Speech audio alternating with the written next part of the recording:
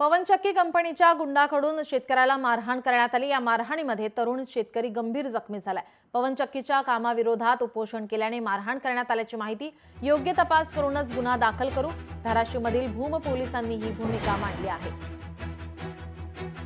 ही जी गाव गुंड आहेत त्यांना लवकरच शासनाने आळा घालावा, नसेल तर आम्ही सहकुटुंब सहपरिवार उपोषणाला बसणार आहे। आणि जी माझ्या संघ झाले, संतोष देशमुख संघ जी झाले ते अन्य कुणा संघ होऊ नये। ती वेळ मी बघितली, मार म्हणजे काय असतो ती। जनावराला सुद्धा माणूस हाणताना विचार करतो का, तर ती जनावर आहे, मुकं आहे, त्याला बोलता येत नाही। पण एवढा आरडून वरडून पाया पडून सुद्धा त्याचा मला रट्टा बंद नव्हता।